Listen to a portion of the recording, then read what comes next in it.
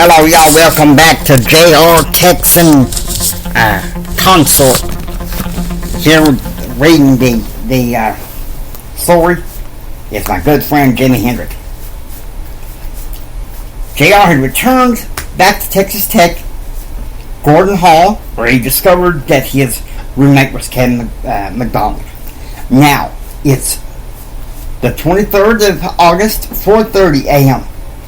JR wakes up, gets dressed, and goes to a nearby study room to look at some personal study. His next item on the morning list was to center himself on some prayer and then do some reading for his government class. At the same time, his father and mother are in the hotel and his father is awake. There was one thing on Jim's mind. Get his mind fresh by working out, drinking coffee, reading, and getting ready to watch JR's swimming tryouts this afternoon. 6 a.m. JR has finished exercising at the Student Recreation Center and came back to the dorm via shuttle van to finish reading for his government class. He also wrote down some pithy commentary. This was on his laptop, on his journal, which would be put in flash drive, floppy disk rather, when he got a new laptop in the flash drive in 1997, thanks to his father. 6:30 a.m. JR is having waffles, sausage, and orange juice in the Crockett Hall cafeteria with Kevin McDonald. They realized that they have the same government professor, just on different days. 7:35 a.m. Over breakfast, JR and his roommate, Kevin McDonald, meet a new friend, John Stoney Rosen, a member of the Scriptu, SCRIPTU club, a restorationist interfaith Christian club with its shadow group, Raider Christian block. By 8 a.m., JR is at his U.S. and Texas government class with Jack Fitzmiller.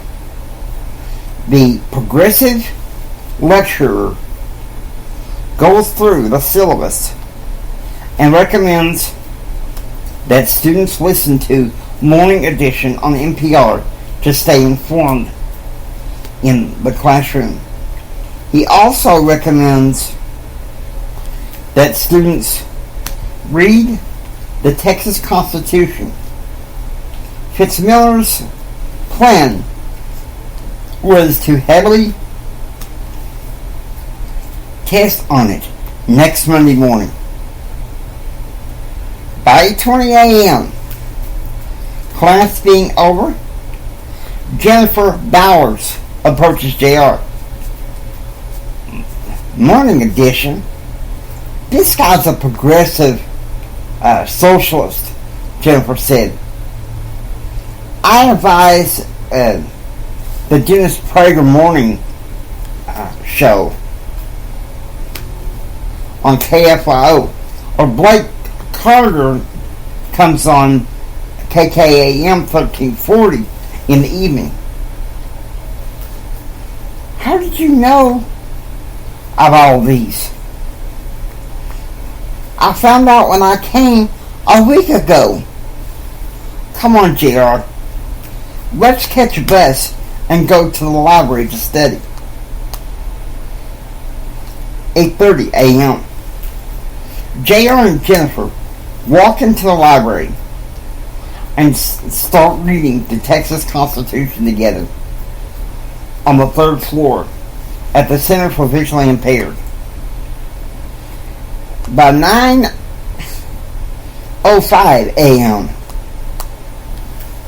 JR goes to the University Center building to the Raider Express store to get a king-size Reese's Peanut Butter Cup and a bottle of Dr. Pepper to get energized for his Spanish class at 10 a.m. At 10 a.m., he begins Spanish class with his professor, George Hooper, a renowned foreign language professor whose wife taught in the English and Communication Studies department. Like Fitzmiller, George Hooper is more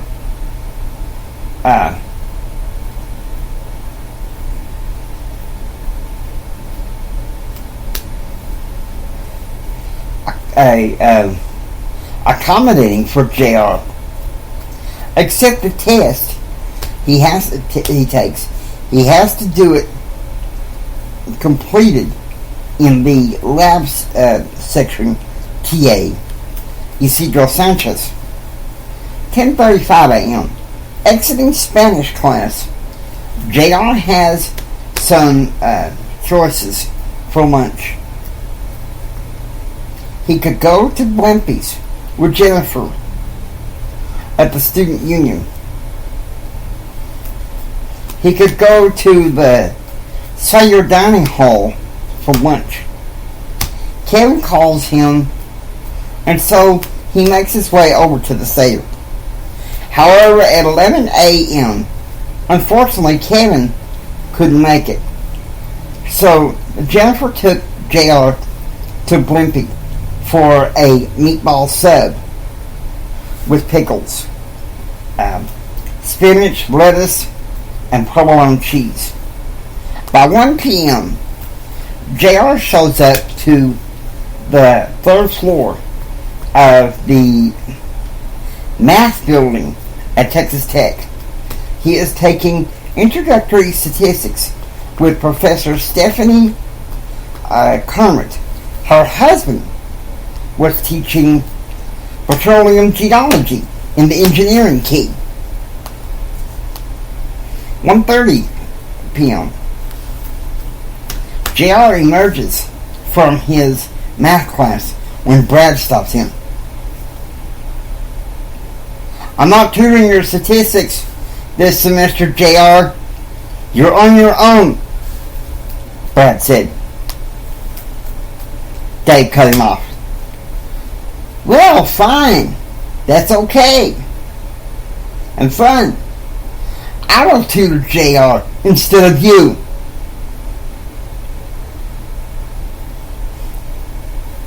Ignore that ass, Charlie Nation said. We got swimming practice. The Silver building behind engineering. 2 p.m. At the Sibley pool, JR walks out in his bathing suit and notices his father dressed in a business suit talking to the coach. Daddy, what the hell are you doing here? I thought you was in Virginia, JR said. Oh, come on, boy. It's all right for me and your mama to cheer you on, Jim said. Now, boy, you'll do the 100 freestyle for Coach Stonehill. Can he do that? The 49-year-old coach with brown hair and horn-rimmed spectacles said as JR went off the side of the pool and did the 100 freestyle. Not bad, he said, as the rest of the team cheers on.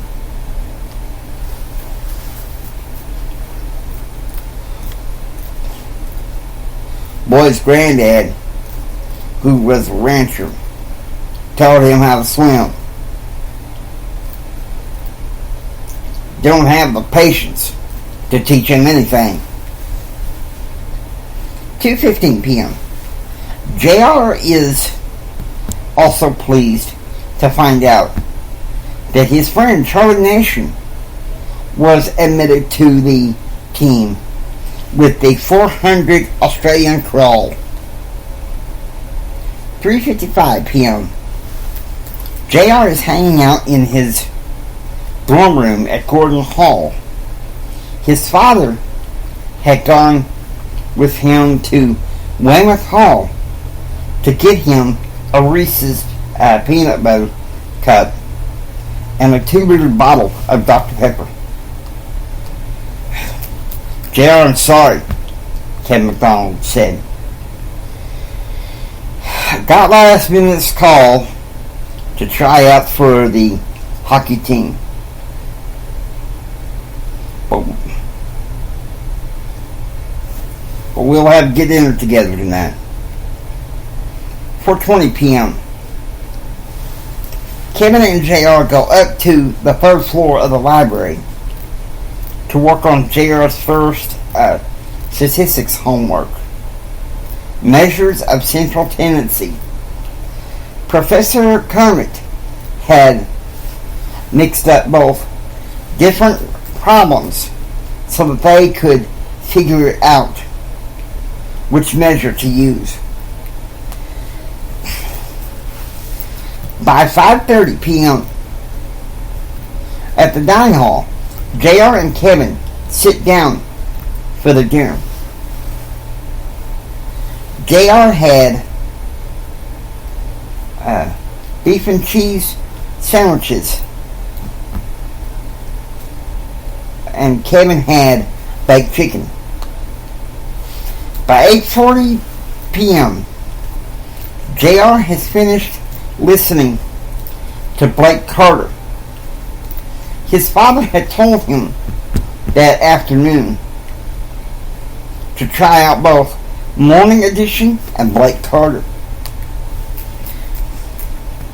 He had also gone swimming after dinner at the Sibley indoor pool behind engineering, where Blake Carter was being piped in.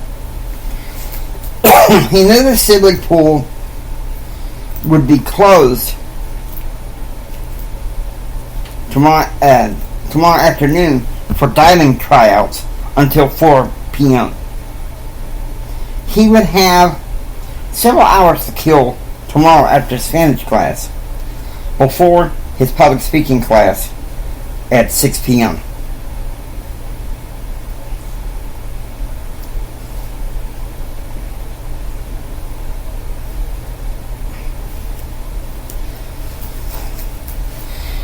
The next day, August 24th, at 4:05 a.m., JR wakes up to his talking alarm, making it a bed, and turns on the radio briefly to check the weather forecast for Lubbock.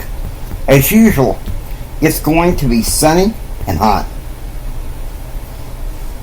His plan was to join Charlie Nation at the Sibley to do some swimming workouts.